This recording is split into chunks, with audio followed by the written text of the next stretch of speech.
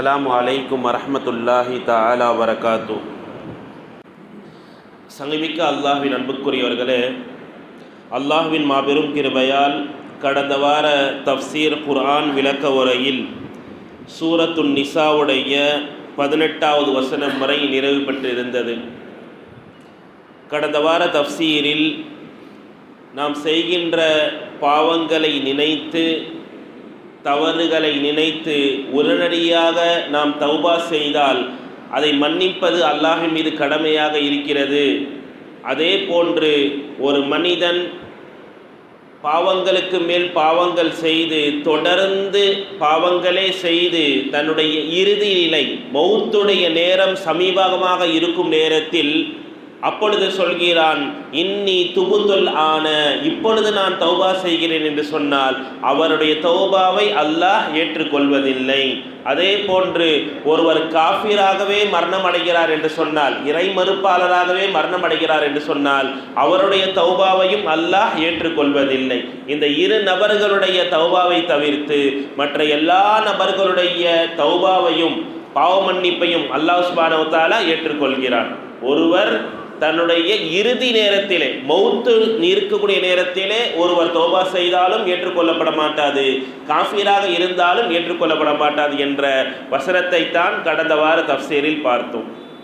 அடுத்ததாக இந்த சூரத்துன் நிசாவுடைய 19வது வசனத்தில் ஜாஹிலியா காலம், இஸ்லாம் வருவதற்கு முன்னால் அரபியர்களுடைய சில பழக்க வழக்கங்கள் எப்படி இருந்தது, அதை இஸ்லாம் ஈமான் கொண்டவர்களுக்கு நீங்கள் முக்மீன்களாக ஆகிவிட்டீர்கள், இதற்கு பிறகு உங்களுக்கு அது அனுமதி இல்லை என்ற ஒரு விஷயத்தை இங்கே அல்லாஹ் சுப்ஹானஹு வ தஆலா சொல்லி காட்டுகிறான்.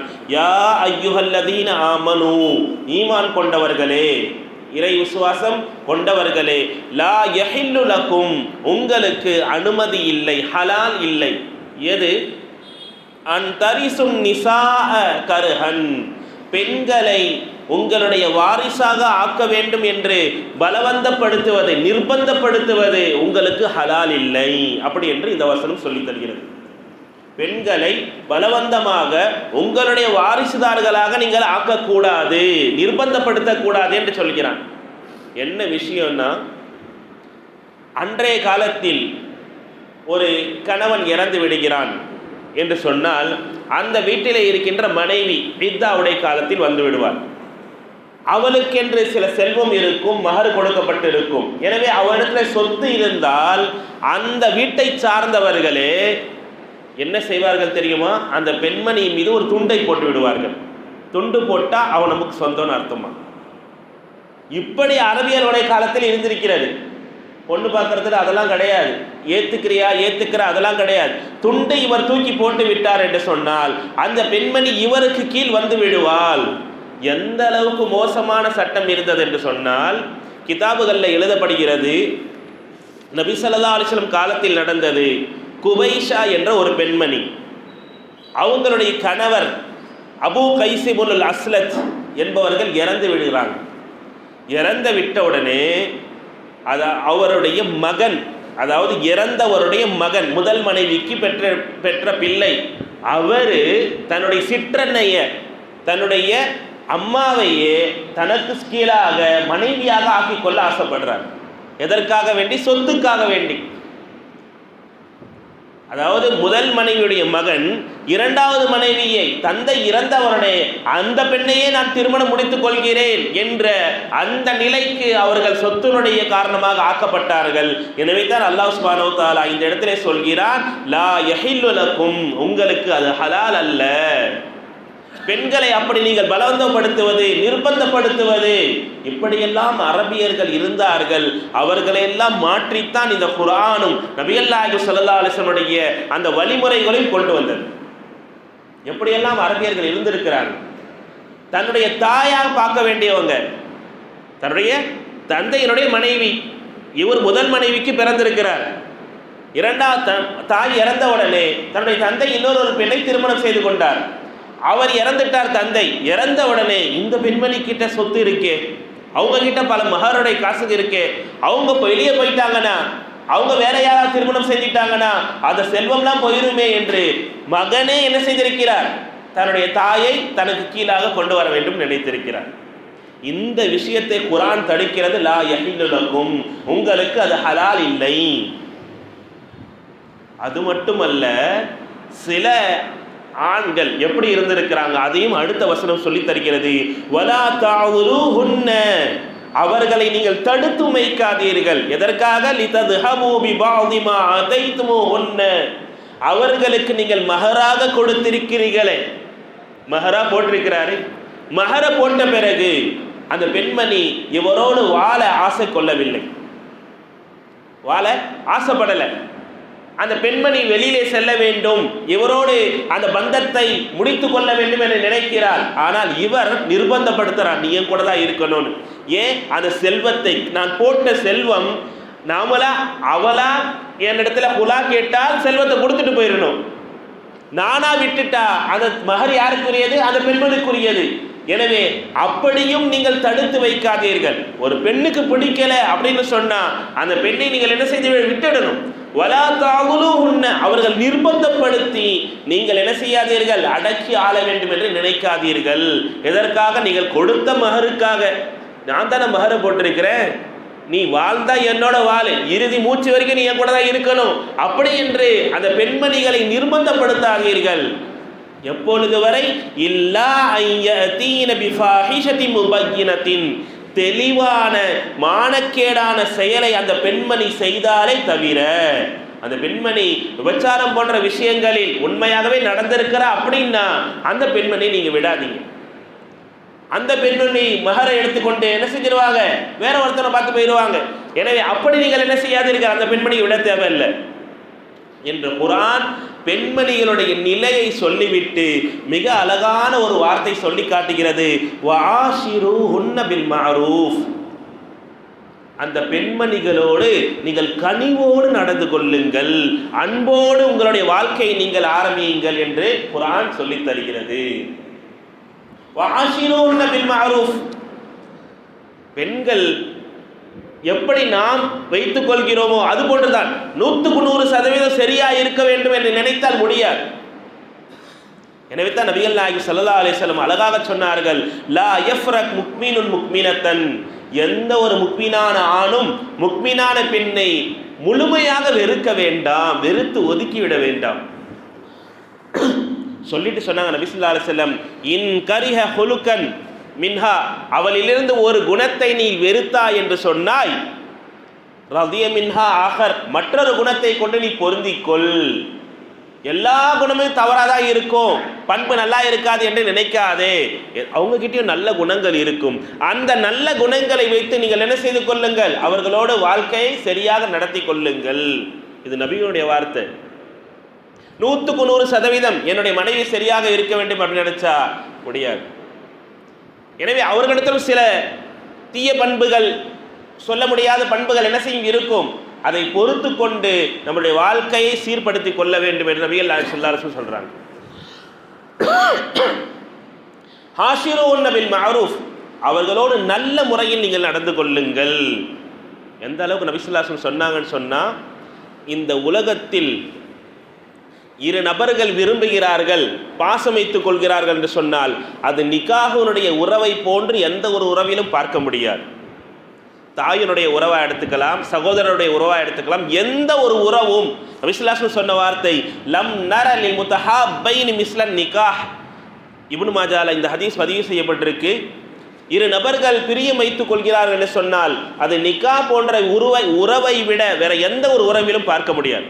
கணவன் மனைவி உறவு தான் மிக சிறப்பான உறவு என்று நபிகள் நாயகம் ஸல்லல்லாஹு அலைஹி வஸல்லம் சொல்லித் தராங்க. ஏன்? சொர்க்கத்தினுடைய முதல் உறவு என்று சொன்னால் எதுதான்? கணவன் மனைவி உறவு தான்.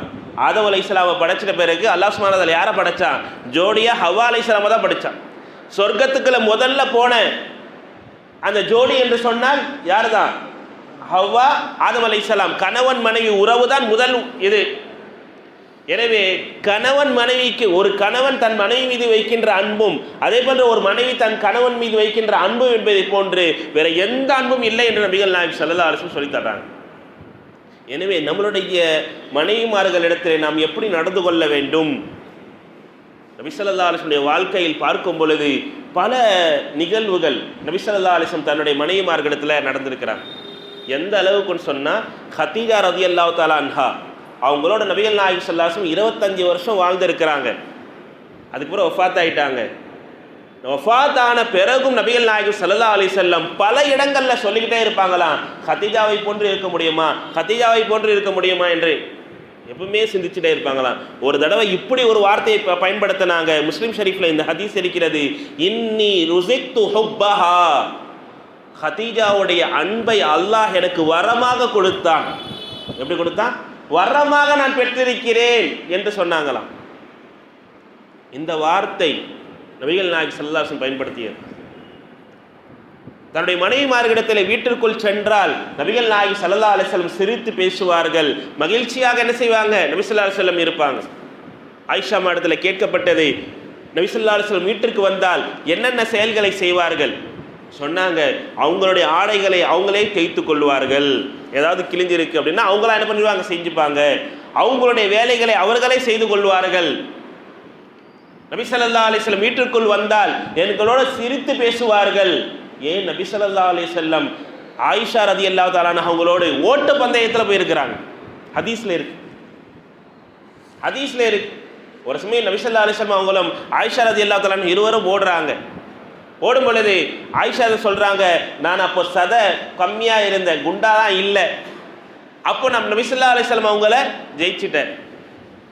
அடுத்து ஒரு நேரம் வந்தது, நபி ஸல்லல்லாஹு அலைஹி வஸல்லம் கேட்டாங்க, இப்போ நம்ம 2 பேரும் ரேஸ் போகலாமா, ஓட்டப்பந்தயத்துக்கு போகலாமா அப்படின்னு கேட்டாங்களாம். போகலாம். அப்போ ஆயிஷா அம்மா கொஞ்சம் சதை போட்டு இருந்தாங்க. சொல்கிறாங்க, ஹதீஸ் ஷரீஃபில் இருக்குது. போனாங்க 2 பேருமே. அப்பொழுது நபிகள் நாயகம் ஸல்லல்லாஹு அலைஹி வஸல்லம் அந்த ஓட்டப்பந்தயத்தில் வெற்றி பெற்றுட்டாங்க. சொன்ன வார்த்தை ஹதீஸ் ஷரீஃபில் இருக்கிறது, ஹாதிஹி பிதில்க, ஹாதிஹி பிதில்க. ஆயிஷாவே, அன்னைக்கு நீங்கள் ஜெயிச்சிங்க, இன்னைக்கு நான் உங்களுக்கு என்ன செஞ்சுட்டேன், ஜெயிச்சிட்டேன். அதுக்கும் ஏதோ சரியா போச்சு அப்படின்னு நபி ஸல்லல்லாஹு அலைஹி வஸல்லம் சொன்னாங்களாம். நபிகள் நாயகம் ஸல்லல்லாஹு அலைஹி வஸல்லம் தங்களுடைய மனைவிமார்களிடத்தில் எவ்வளவு அன்பாக இருந்திருக்கிறாங்க. பல பல செய்திகள். ஆயிஷா ரலியல்லாஹு தஆலா அன்ஹா பெண்மணிகள் இடத்துல பக்கத்தில் வீட்டுக்காரங்க அவங்க இவங்க கிட்டலாம் உட்காந்து பேசுவாங்க. நம்ம வீட்லேயும் பக்கத்தில் என்ன செய்வாங்க, பேசுவாங்க. இப்படி 11 பெண்மணிகள் ஆயிஷா அம்மாவை சுற்றி உட்காந்து பேசிக்கிட்டு இருக்கிறாங்க. அதில் ஒரு பெண்மணி சொல்கிறாங்க, என்னுடைய கணவர் அபூ ஸர் இருக்கிறாரு, எவ்வளவு சிறந்தவர் தெரியுமா, நான் எதை கேட்டாலுமே வாங்கி கொடுத்துருவார், நான் ஆசைப்பட்டாலே வாங்கிட்டு வந்துடுவார், நான் இப்படி அப்படின்னு அவங்க ரொம்ப பேசிக்கிட்டே போகிறாங்க. அப்படி செய்வார் இப்படி செய்வாருன்னு அவங்க அம்மா பேசிக்கிட்டே போகிறாங்க.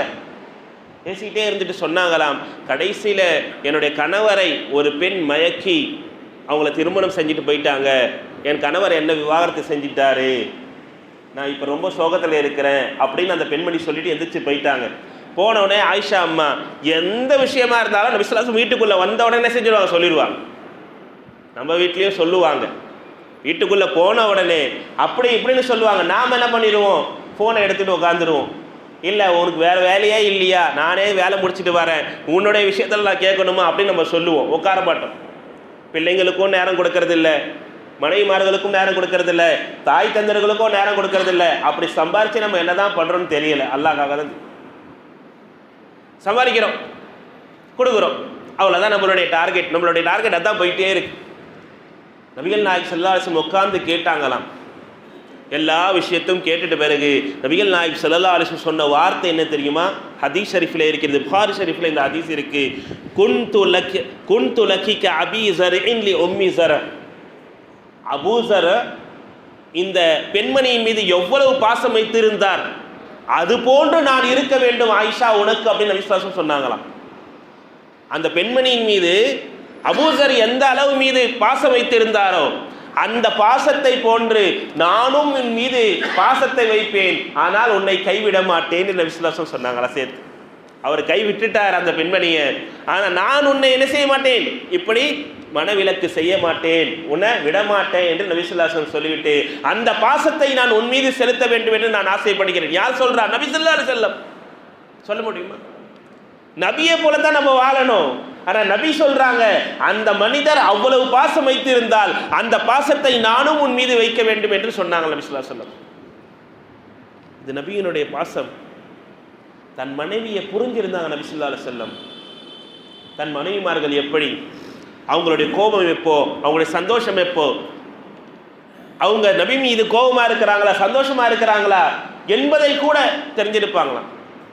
ஹதீஸ் ஷரீஃபில் வருது, புகாரி ஷரீஃபில் ஆயிஷா அம்மா கிட்ட நபி ஸல்லல்லாஹு அலைஹி வஸல்லம் சொல்றாங்க, ரலியல்லாஹு தஆலா அன்ஹா அவங்க கிட்ட சொல்றாங்க, நபி ஸல்லல்லாஹு அலைஹி வஸல்லம், ஆயிஷா நீ எப்பொழுது என் மீது சந்தோஷமாக இருக்கிறாய் என்பதையும் நான் அறிவேன், நீ எப்பொழுது என் மீது கோபமாக இருக்கிறாய் என்பதையும் அறிவேன். நம்ம வீட்டில் போனாலே எப்பவுமே அப்படிதான் இருப்பாங்க அப்படின்னு நம்ம சொல்லக்கூடாது. நம்ம பேசணும், தெரிஞ்சுக்கணும். இந்த புரிதல் என்பது முடிஞ்ச அளவுக்கு முயற்சி செய்யணும். முழுமையாக புரிய முடியாது, புரிஞ்சுட்டானா அவ்வளோதான், முடிஞ்சு போச்சு. புரிய முடியாது. கணவன் மனைவினா அதுதான், உறவு என்றாலே அப்படித்தான், புரிய முடியாது. முழுமையாக யாரையும் அண்டர்ஸ்டாண்ட் பண்ண நம்மளால் என்ன செய்ய முடியாது. நபி ஸல்லல்லாஹு அலைஹி வஸல்லம் சொல்கிறாங்க, நீ எப்பொழுது சந்தோஷமாக இருப்பாய், எப்பொழுது என் மீது கோபமாக இருப்பாய் எனக்கு தெரியும். எப்படி யா ரசூலல்லாஹ் கேட்டதற்கு நபி ஸல்லல்லாஹு அலைஹி வஸல்லம் அழகாக சொல்கிறார்கள், நீ எப்பொழுதெல்லாம் என் மீது சந்தோஷமாக இருக்கிறாயோ அப்பொழுது நீ இப்படி சொல்லுவாய், லா வ ரப்பி முஹம்மத், முஹம்மது அவர்களுடைய இறைவன் மீது சத்தியமாக என்று நீ சொல்லுவாய். ஏதாவது பேச ஆரம்பித்தாலே முஹம்மது ஸல்லல்லாஹு அலைஹி வஸல்லம் அல்லாஹ் மீது சத்தியமாக நான் சொல்கிறேன் அப்படின்னு நீ என்ன செய்வாய், முஹம்மதுடைய இறைவன் என்று நீ சொல்லுவாய். இதுவே என் மீது நீ கோபமாக இருந்தால் லா வ ரப்பி இப்ராஹீம, இப்ராஹிம்களுடைய இறைவன் மீது சத்தியமாக என்று நீ சொல்லுவாய். கோபம் வந்துட்டா என் பேரை யூஸ் பண்ண மாட்டேன், யாரை பேரை யூஸ் பண்ணுவேன், இப்ராஹிம் அலைஹிஸ்ஸலாமுடைய பேரை நீங்கள் உபயோகிப்பீங்க. அதை வச்சு என் பேரை எப்பொழுது நீங்கள் பயன்படுத்தவில்லையோ அப்பொழுது நான் புரிந்து கொள்வேன் என் மீது ஏதோ உங்களுக்கு கோபம் என்பது இருக்கிறது. அது என்னன்னு நான் என்ன செய்வேன், அப்போ கேட்க ஆரம்பிப்பேன். அப்பொழுது ஆயிஷா அம்மா சொன்ன வார்த்தையை நம்ம பார்க்கணுமே.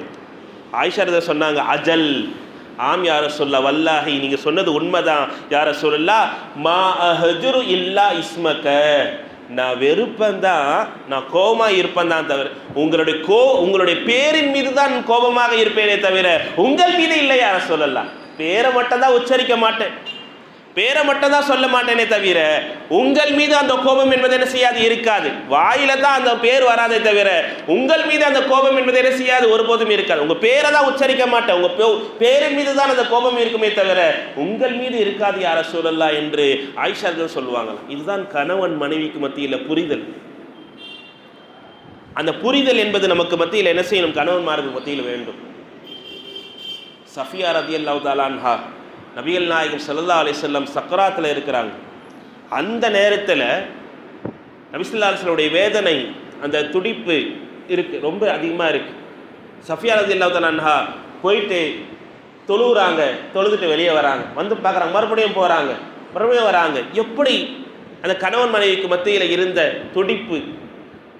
உடனே நபி ஸல்லல்லாஹு அலைஹி வஸல்லம், என்ன சஃபியா வரீங்க போறீங்க என்னதான் செஞ்சுட்டு இருக்கிறீங்க அப்படின்னு பார்த்தா அவங்க உள்ள போய் துவா கேட்குறாங்க. என்ன துவா தெரியுமா கேட்குறாங்க, யா அல்லாஹ் என்னுடைய கணவருக்கு, யார் சஃபியா துவா செய்கிறாங்க, என்னுடைய கணவருக்கு நீ கொடுக்கின்ற இந்த வேதனையை மொத்தமாக எனக்கு கொடுத்து விடு, அவர்களுக்கு ஒன்றும் கொடுக்காது.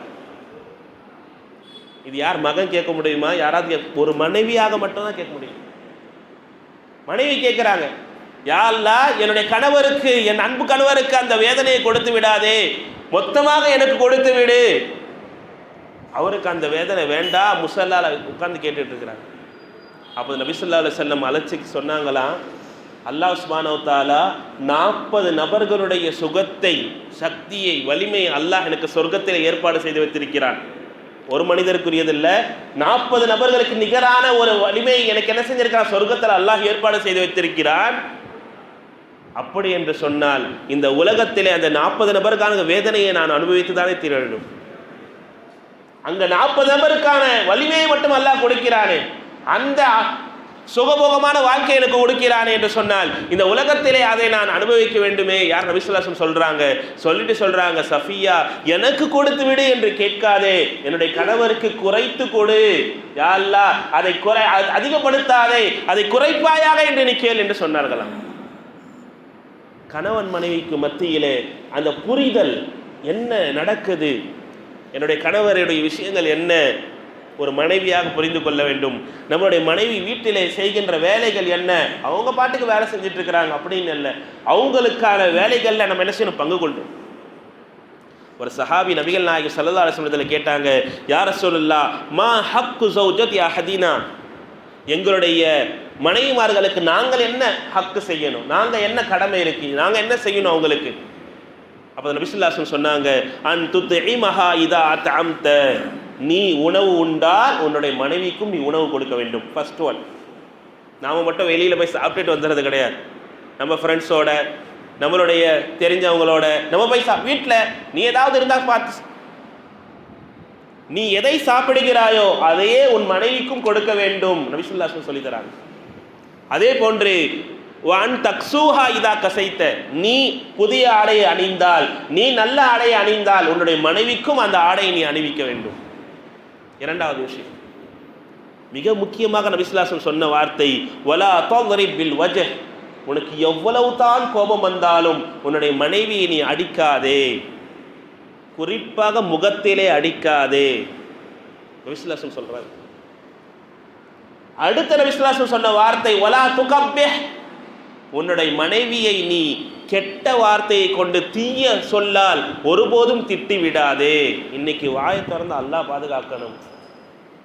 கோபத்தின் உச்சத்தில் போயிட்டோம்னா நம்முடைய மனைவிமார்கள் நம்ம பேசுகிற வார்த்தைகள், வலா துகப்பிஹ், நீ கெட்ட வார்த்தைகளை கொண்டு உன்னுடைய மனைவியை நீ திட்டாதே.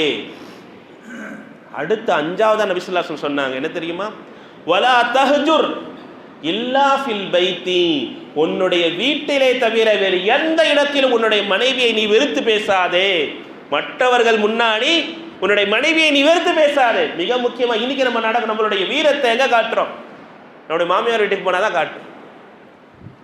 அவங்களுடைய தாயினுடைய மனசு எவ்வளவு துடிக்கும், அந்த தந்தை எப்படி வளர்த்திருப்பாங்க 20-23 வருஷம்,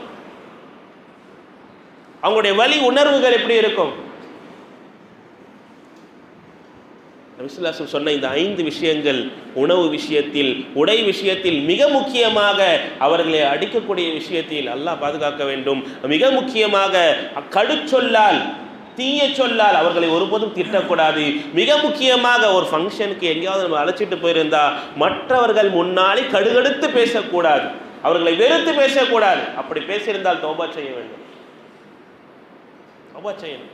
அப்படிதான் அஜித் அவங்க வெளியில் போனால் அப்படி தான் நடந்துப்பாங்க. நம்மளால் எப்படி கண்ட்ரோல் பண்ண முடியும்? பண்ணணும்.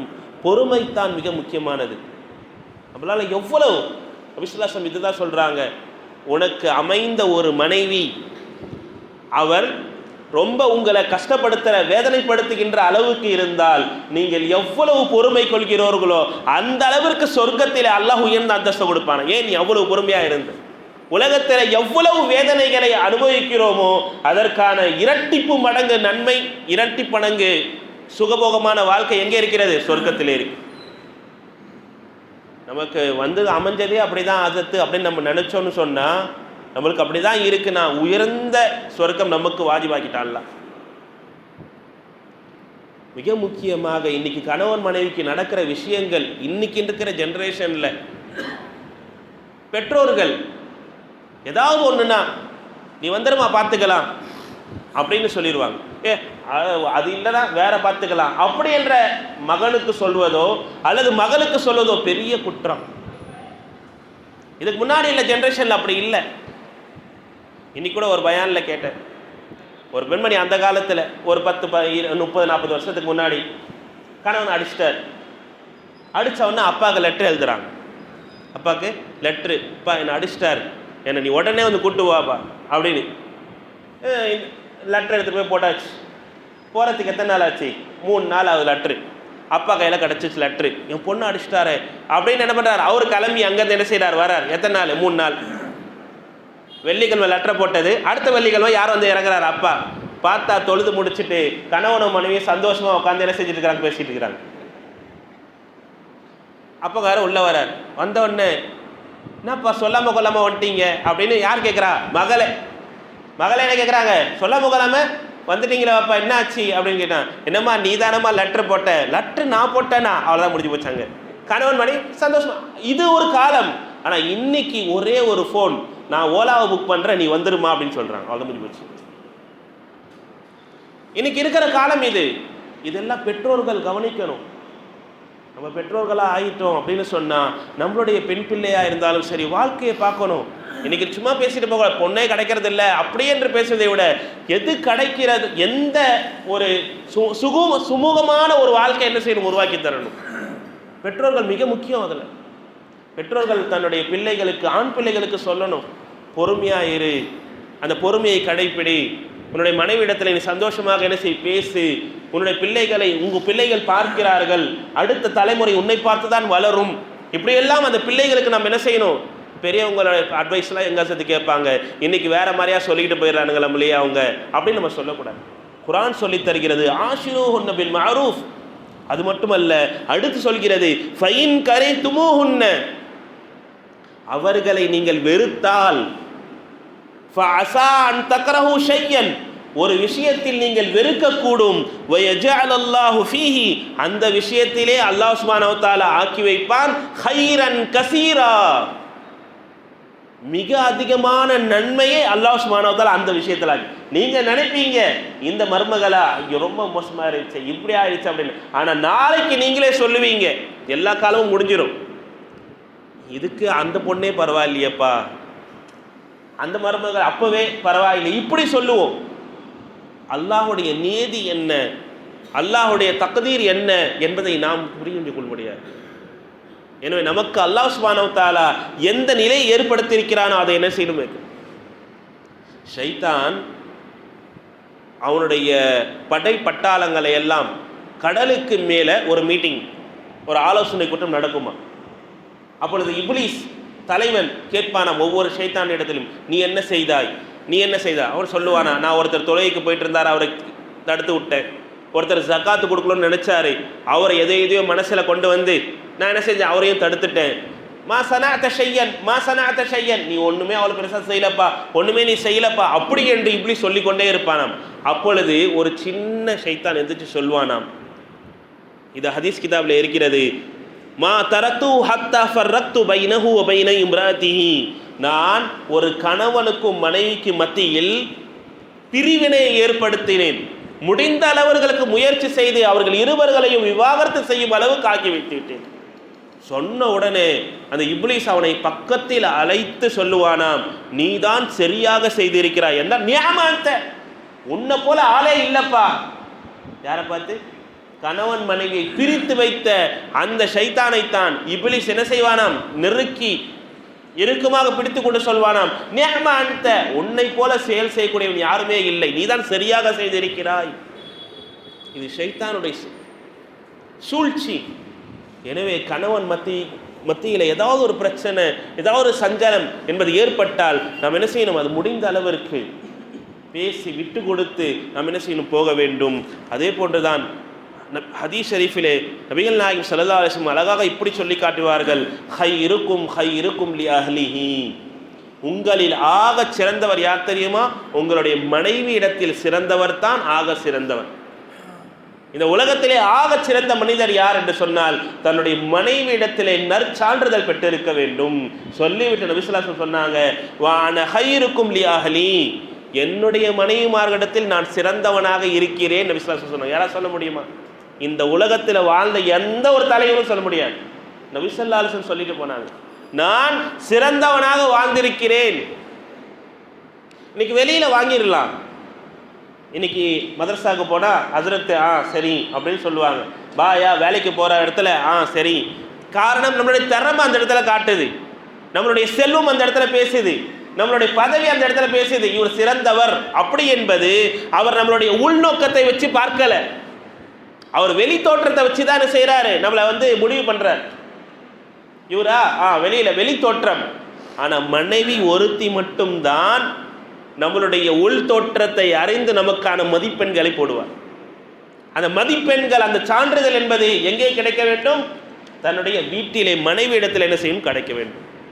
எனவே தான் குர்ஆன் சொல்லுகிறது, ஹுன்ன லிபாசுல்லக்கும், அந்த பெண்மணிகள் இருக்கிறார்களே உங்களுக்கான ஆடை. ஒரு ஆடை எதுக்கு? நமக்கான மதிப்பையும் காட்டும், அதே போன்று நம்மளுடைய மறைவிடத்தையும் அது மறைக்கும். நம்மளுடைய எல்லாத்தையும் என்ன செய்யும், மறைக்கிறது தான் எது? ஆடை. குர்ஆன் சொல்லுது, அந்த பெண் மனைவிமார்கள் உங்களுடைய ஆடையாக இருக்கிறார்கள். வான்தும் லிபாசுல்லஹுன்ன, நீங்கள் அவர்களுக்குரிய ஆடையாக இருக்கிறீர்கள். அவங்களுடைய எல்லா விஷயங்களும் நீங்க மறைக்கணும். நீங்க சூரத்துல் பக்ராவுடைய 187வது வசனம் இது.